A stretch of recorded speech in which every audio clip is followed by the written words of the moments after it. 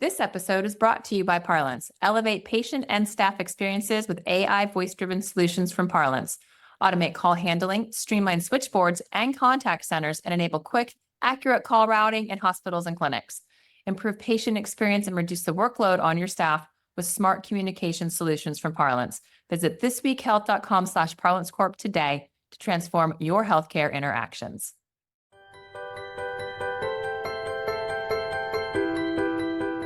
I'm Bill Russell, creator of This Week Health, where our mission is to transform healthcare one connection at a time. This is an executive interview, quick, powerful conversations with leaders driving change. So let's get started. Today we have an executive interview, and I'm excited to be joined by Scott D'Entremont, CEO of Parlance Corporation. And Scott, welcome back to the show. It's been a while. It has. Time goes quickly, Bill. I guess when you have two CEOs, we have a lot of stuff going on in our world. We sure do. And there's a lot going on out in the world, as you may have noticed. I was in a CTO meeting last week, and we started talking a lot of talk about how to deal with the financial pressures that exist within healthcare. And one of the people actually brought up Parlance and what they're doing and call center and trying to get in front of things. And it was specifically in that context of reducing costs. And I thought that was interesting. I've heard it in terms of improving the experience, but it was really both and for this CTO. Yeah, that's interesting. That doesn't happen often enough that our name comes up in those rooms. So I appreciate that. I'll ask you after the interview, maybe I'll put you on the spot for who that was. But cost is huge. It represents 30 to 50% of what gets spent in healthcare. Everyone would like to see more spent on clinical spending rather than kind of the cost of administering the system, of course. As pressure is increased financially, that phenomenon has just become more and more important. So we think we have a really straightforward way to help people reduce costs. It's kind of common sense. It enhances what people are able to do and lets agents in call centers and at the front desks of clinics and operator groups focus on the places where they really need personalized help and guidance. And for the routine tasks, software can go ahead and handle those things. I think two other things are becoming more clear as interesting to CTOs, and those are just how much leakage there is in referrals and where this kind of technology can help out. I was kind of searching around, and depending on what you're reading, it's somewhere between 30 and 50% of referrals escape the healthcare system. And as there's so much pressure on reducing expenses, bringing in more revenue certainly is something that people are more and more interested in as well. And you can't forget about patient experience. I think it's critically important to keep our eye on the ball there as we try to manage the businesses. So help me understand how your solution, how does it address leakage and how does it address those referrals going outside? We're able to automate that process, and follow up and call back is one of the ways. The other way is to sort of share the data across the system and know who might be calling back. Even things that are as simple as cancellations, we'll find with our customers that somebody will send a notice out, at 4:00, close the office, and those calls may well roll to the main hospital system where an agent will greet the person and say, "Hey, thanks for calling. How can I help you?" And the caller will say, "I don't know, you guys called me." So we're able to be able to know who that's calling and why they're probably calling back, and make that a much better experience. So Scott, I have a standard colonoscopy coming up. And so I have the primary care physician referring. I have the doctor who's going to be performing the procedure, and I'm dealing with that office, and I'm dealing with the hospital as well. I can honestly tell you that I think between those three entities this week, I have fielded, 8 phone calls, which is great. I mean, they're very responsive. They're reaching out. They're making sure I'm ready. I know where to go, all this other stuff. That's a lot of phone. It's like they're over communicating, and it's almost becoming, my wife was like, she heard me talking. She's like, "Again? You're talking to them again?" That's like, yeah, I think it's hard to get it right. I have the exact same thing going on, except what happened is I got one phone call, I missed it, and then I jotted it down like, "Scott, you really have to make this appointment when things calm down in November." But that's it. I haven't gotten any other fallback. It was a live human. who's probably very busy and my name is probably on someone list somewhere. And maybe in another 6 weeks, they'd call me back. But they really don't have to. Can you imagine if I was able to just hit 2 and schedule it or pick up the call and get it done right then? And that didn't need to be a person necessarily. It's a group I've used for a long time. I really wouldn't need to speak with a person. Well, it was interesting in the CTO meeting for it to come up in the context of cost savings, because that led to a conversation around the call center. And it's like, man, that call center is, first of all, we have a lot of them. We have a lot of physician practices. The CTOs are sort of looking at us going, this is harder than it looks. Help me understand why it's so hard. And they're like, well, our phone systems aren't necessarily all linked together yet. We're a lot better than we were last year, and we're about a ton better than we were 3 years ago, but still we have some technical challenges there. Then we're still dealing with multiple call centers. We're dealing with integration issues into the EHR itself. I mean, so they were sort of painting a picture of, yes, we know we know there's gold and then there are hills, but it's some work to get it.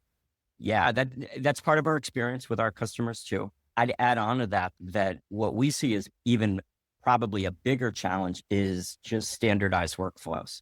Yep. At the end of the day, if somebody's sort of tagged as an orthopedist, but they only do left knees on Tuesdays and another guy only does hands, they both look like orthopedists, it's extremely difficult for automation to sort of figure that out. We've made great strides forward with AI to be able to be a little smarter about slot selection. But at the end of the day, it's really about helping guide our customers to those processes, which is why a couple of years ago, we went out and hired not people that are call center experts initially, but people that are expert at kind of consulting with our customers to figure out how do we approach the practice and how do we kind of get there. Everything's always phased for us so that we can kind of deliver value. The technology is always ahead of what the system is ready to do. So we try to tee up the next thing. But I would tell you that the number one easily solved problem in contact centers that we see are calls that don't belong. So when there's a lot of call centers, what that means is a lot of call centers get calls they can't help with. So we'll find that a call center, for instance, is doing all kinds of primary care appointments, but they don't do any of the radiology appointments.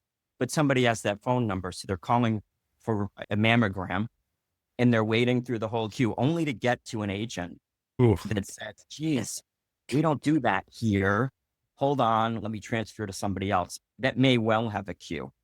So we've continued, it's kind of in our DNA to be really good at navigating calls around a healthcare system. We think it's more important than ever. So for our customers, if you call and you ask for a mammogram, you don't know that you called the wrong number. We hear mammogram and we send you to the right place in the system for the mammogram. It's a very practical way to get an immediate savings. It's the easiest, honestly, part of what we do. It delivers immediate value for our customers. If you think of Kaizen, and just waste, there's nothing more wasteful for the patient or the call center to field calls that you can't help with at all and need to transfer them as a human operator.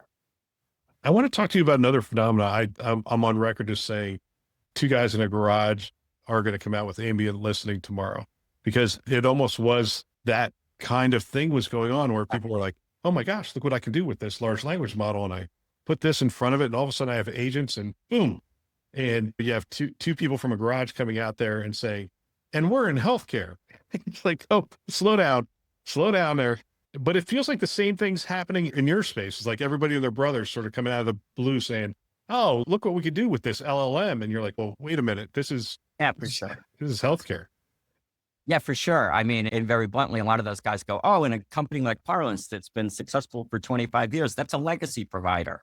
So you want to do us new shiny stuff, even though we've got 2 customers and 14 salespeople and some money in the bank for the moment that we're spending down, and we're going to figure out healthcare because it's a great application, according to our VCs. We're seeing more of that than ever. We'll be out at Becker's next week, and there's some sort of new competitors there. So it's sort of interesting. We've taken a very different approach. The company has been in business for about 28 years. Last year, the company was acquired by Constellation Software. They're a publicly traded conglomerate that sort of models themselves after Warren Buffett, where they acquire a company, the companies remain independent. They're part of the overall team and have access to those resources, but they continue to operate individually. These guys have never sold a business. So we feel really lucky to be in that position where we're not worried about payroll, where we've got, lots of long-term relationships, really smart people, both on the healthcare side, people that ran healthcare contact centers, people that were in healthcare IT for decades, as well as really sharp developers. So we think we're in a really great position. But I'll tell you, Bill, I don't think it's been in my 7 years in the business any noisier than it is today, with sort of new people and more shiny stuff for kind of a confused market to look at.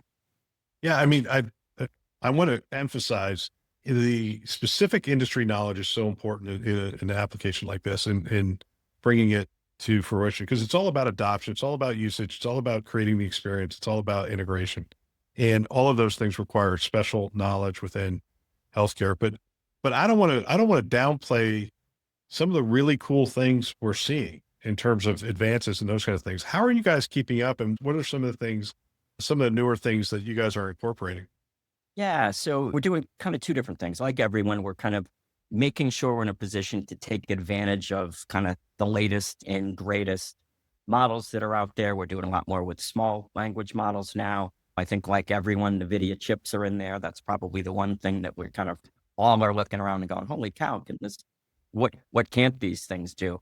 But at the same time, we're doubling down on really using these kinds of technologies to enhance what we've been good at for a long time, which is navigation.